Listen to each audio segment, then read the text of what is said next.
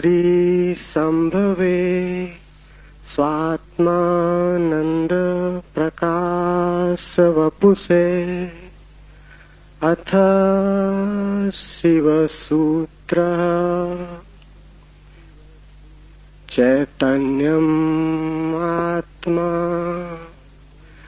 ज्ञानम् बन्धः योनिवर्गः कला शरीरम् उद्यमो भैरवः शक्तिचक्र संधाने विश्वसंहारः। ओम स्वप्रकाश आनंद स्वरूप भगवान शिव को नमन। शिव सूत्र प्रारंभ।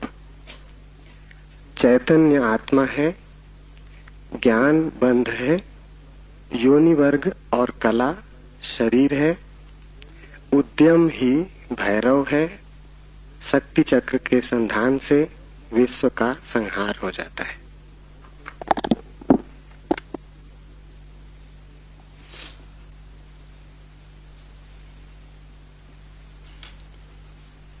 जीवन सत्य की खोज दो मार्गों से हो सकती।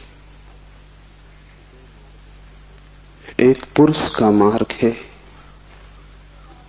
आक्रमण का, हिंसा का, छीन झपट का। एक स्त्री का मार्ग है समर्पण का, प्रतिक्रमण का।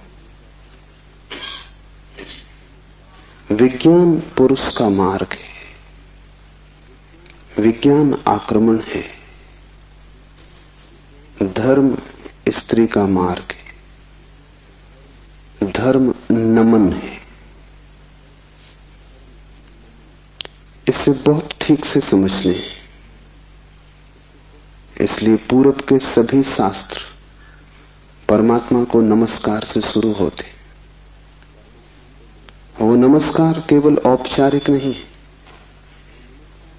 वो केवल एक परंपरा और रीति नहीं।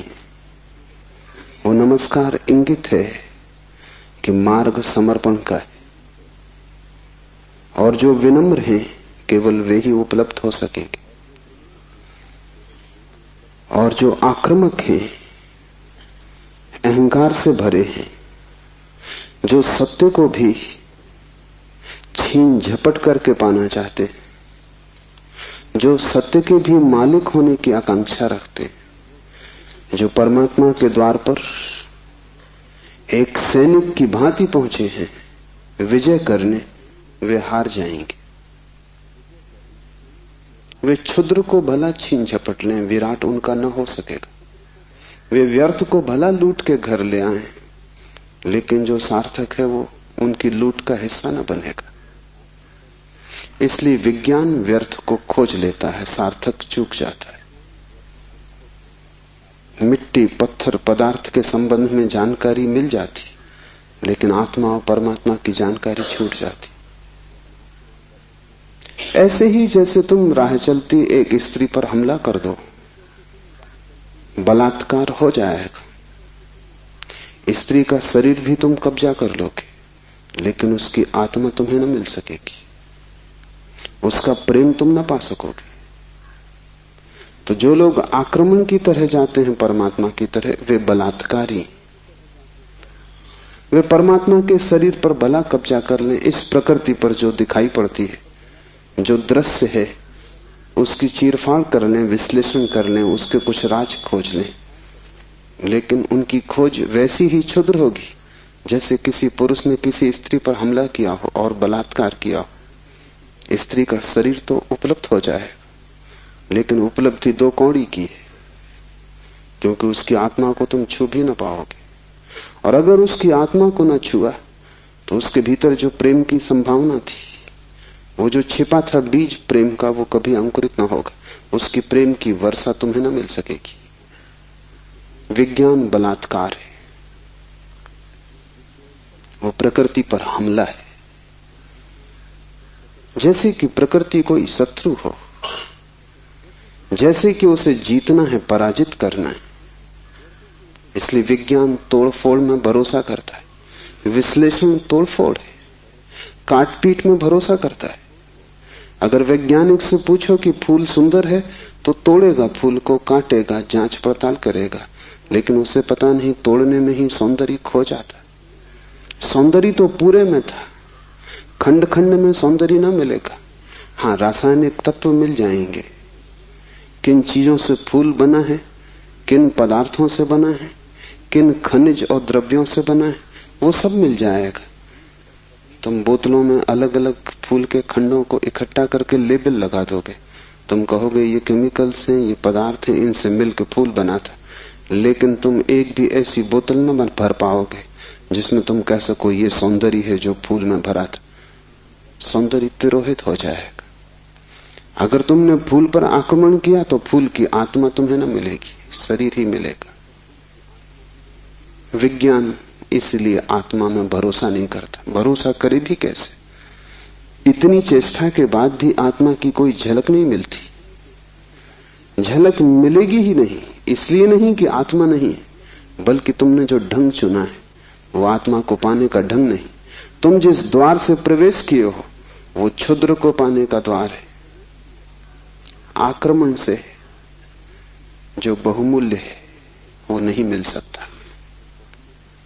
जीवन का रहस्य तुम्हें मिल सकेगा अगर नमन के द्वार से तुम गए, अगर तुम झुके, तुमने प्रार्थना की, तो तुम प्रेम के केंद्र तक पहुंच पाओगे।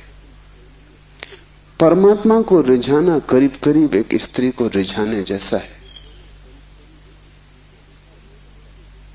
उसके पास अति प्रेमपूर्ण, अति विनम्र, प्रार्थना से भरा हृदय चाहिए। और जल्दी वहां नहीं है। तुमने जल्दी की कि तुम चूके, वहां बड़ा धैर्य चाहिए। तुम्हारी जल्दी और उसका हृदय बंद हो जाएगा, क्योंकि जल्दी भी आक्रमण की खबर है। इसलिए जो परमात्मा को खोजने चलते हैं उनके जीवन का ढंग दो शब्दों में समाया हुआ है, प्रार्थना और प्रतीक्षा। प्रार्थना से शास्त्र शुरू होते हैं और प्रतीक्षा पर पूरे होते हैं। प्रार्थना से खोज इसलिए शुरू होती। इस शास्त्र का पहला चरण है ओम स्वप्रकाश आनंद स्वरूप भगवान शिव को नमन। और अब शिव सूत्र प्रारंभ। इस नमन को बहुत गहरे उतर जाने दें, क्योंकि अगर द्वार ही चूक गया तो पीछे महल की जो मैं चर्चा करूंगा वो समझ में ना आएगी। पुरुष को थोड़ा हटाएं, आक्रामक वृत्ति को थोड़ा दूर करें। ये समझ कुछ बुद्धि से आने वाली नहीं, हृदय से आने वाली है। ये समझ कुछ तुम्हारे तर्क पर निर्भर न करेगी, ये तुम्हारे प्रेम पर निर्भर करेगी। इस शास्त्र को तुम समझ पाओगे, लेकिन वो समझ ऐसी न होगी जैसे कोई गणित को समझता है। वो समझ ऐसी होगी जैसे कोई काव्य को समझता है। कविता पर तुम झपट नहीं पड़ते, तुम कविता का धीरे धीरे स्वाद लेते हो, चुस्की लेते हो, जैसे कोई चाय को पीता है। तुम उसे गटक नहीं चाहते, वो कोई कड़वी दवा नहीं है। तुम उसका स्वाद लेते हो, चुस्की लेते हो, धीरे धीरे उसके स्वाद को लीन होने देते हो। और एक ही कविता को समझना हो तो बहुत बार पढ़ना पड़ता है। एक गणित को तुमने एक बार समझ लिया, फिर दोबारा करने की कोई जरूरत नहीं रह जाती। गणित समाप्त हो गया। कविता कभी भी समाप्त नहीं होती, क्योंकि हृदय का कोई और छोर नहीं। और तुम जितना ही प्रेम करते हो उतना ही उद्घाटित होता है। इसलिए पूर्व में हम शास्त्र का अध्ययन नहीं करते, हम शास्त्र का पाठ करते। अध्ययन शास्त्र का हो भी नहीं सकता। अध्ययन का अर्थ है एक बार समझ लिया फिर कचरे में फेंक दिया। जैसे कि बात खत्म होगी, जब समझ ही लिया तब दोबारा क्या करना है। पाठ का अर्थ होता है समझ बुद्धि की होती तो एक बार में पूरी हो जाती। इसकी तो चुस्कियां बार बार लेनी पड़ेगी। इसे तो जाने अनजाने न मालूम कितनी बार दोहराना पड़ेगा। इसे बहुत से भाव क्षणों में, बहुत सी मनोदशाओं में, कभी सुबह जब सूरज उगता है तब, कभी रात जब सब अंधकार हो जाता है तब, कभी मन जब प्रफुल्लित होता है तब, और कभी मन जब उदासी से भरा होता है तब, विभिन्न चित्त की दशाओं में, विभिन्न मनोक्षणों में इसमें उतरना होगा। तब इसके सभी पहलू धीरे धीरे प्रकट होंगे। फिर भी तुम इसे चुकता न कर पाओगे। कोई शास्त्र कभी चुकता नहीं। जितना ही तुम पाओगे कि खोज लिया, उतना ही तुम पाओगे खोज के लिए और भी ज्यादा बाकी रह गया। जितने तुम गहरे उतरोगे पाओगे गहराई बढ़ती चली जाती है। शास्त्र को कभी पाठ ही चुका नहीं पाता। पाठ का मतलब ही यही है कि बार बार, बहुत बार। पश्चिम इस बात को समझ भी नहीं पाता। उनकी पकड़ के बाहर है कि लोग गीता को हजारों साल से क्यों पढ़ रहे हैं, और एक ही आदमी रोज सुबह उठ के गीता पढ़ लेता है। पागल हो गया है। उनको ख्याल में नहीं कि पाठ की प्रक्रिया हृदय में उतारने की प्रक्रिया है। उसका समझ से बहुत वास्ता नहीं है, स्वाद से वास्ता है। तर्क और गणित और हिसाब से उसका कोई भी संबंध नहीं है। उसका संबंध तो अपने हृदय को और उसके बीच की जो दूरी है उसको मिटाने से। धीरे धीरे हम इतने लीन हो जाएं उसमें कि पाठी और पाठ एक हो जाए। पता ही न चले कि कौन गीता है और कौन गीता का पाठी। ऐसे भाव से जो चले, ये स्त्री का भाव है। ये समर्पण की धारा है। इसे ख्याल में ले लेना। नमन से हम चले तो शिव के सूत्र समझ में आ सकेंगे। उन्हें तुम अपने में उतरने देना और जल्दी निर्णय की मत करना कि वे ठीक हैं कि गलत है। क्योंकि सूत्रों के संबंध में एक बात ख्याल रख लेना, तुम्हारे ऊपर निर्भर नहीं है तय करना कि वे ठीक हैं या गलत हैं। तुम निर्णय कर भी कैसे पाओगे? जो अंधेरे में खड़ा है वो प्रकाश के संबंध में क्या निर्णय करेगा? और जिसने कभी स्वास्थ्य नहीं जाना, जो रोग की सैया से ही बंधा रहा है, उसे स्वास्थ्य की परिभाषा कैसे समझ में आएगी? जिसने कभी प्रेम की स्फुरना नहीं पहचानी और जो जीवन भर घृणा, ईर्षा और द्वेष में जिया है, वो प्रेम की कविता तो पढ़ सकता है क्योंकि शब्द उसकी समझ में आ जाएंगे, लेकिन शब्दों में जो छिपा है, अंतर गुम्फित है, वो द्वार तो उसके लिए बंद ही रहेगा। इसलिए तुम निर्णय मत करना कि क्या ठीक क्या गलत। तुम सिर्फ पीना, समझना भी नहीं कहता हूं, तुम सिर्फ पीना, तुम सिर्फ स्वाद में उतरना। और अगर वो स्वाद तुम्हारे भीतर रहस्य के लोग खोलने लगे और वो स्वाद अगर तुम्हारे भीतर नई सुगंध को जन्म दे दे और तुम पाओ कि क्षण भर को भी सही तुम्हारे दुर्गंध का व्यक्तित्व विलीन हो गया है, तुम्हारे भीतर कोई फूल खिला है और तुम सुगंधित हुए हो, क्षण भर को भी तुम पाओ कि तुम अंधकार नहीं हो, कोई दिया जल गया है, एक झलक मिली जैसे अंधेरे में बिजली कौंध गई हो, उसी से समझ आएगी। तुम्हारे समझने से नहीं, तुम्हारे अनुभव की झलक से समझ आएगी। इसलिए तुम विनम्र रहना। दूसरी बात, सूत्र का अर्थ होता है संक्षिप्त से संक्षिप्त, सारभूत, टेलीग्राफिक। वहां एक एक शब्द अत्यंत घना है। विस्तार नहीं होता सूत्र में, घनत्व होता है। लंबा नहीं होता सूत्र, बड़ा छोटा होता है, जैसे छोटा सा बीज होता है, उसमें सारा वृक्ष समाया होता है। जैसे बीज है ऐसा सूत्र है।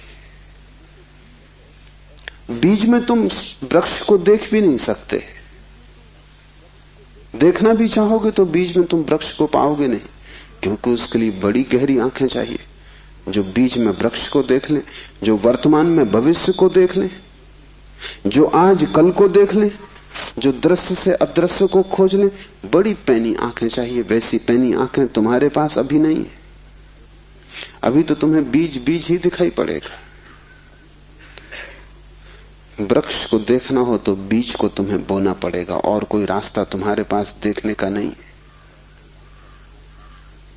और जब बीज टूटेगा जमीन में और वृक्ष अंकुरित होगा, तभी तुम पहचान पाओगे। ये सूत्र बीज है, इन्हें तुम्हें अपने हृदय में बोना होगा। तुम अभी निर्णय मत करना, क्योंकि अभी तुमने अगर बीज पर निर्णय लिया तो तुम इसे फेंक ही दोगे, कचरा कूड़ा मालूम पड़ेगा। बीज में कंकड़ पत्थर में कोई ज्यादा फर्क नहीं है। कभी कभी तो कंकड़ पत्थर ज्यादा चमकीले, रंगीन, खूबसूरत, कीमती होते,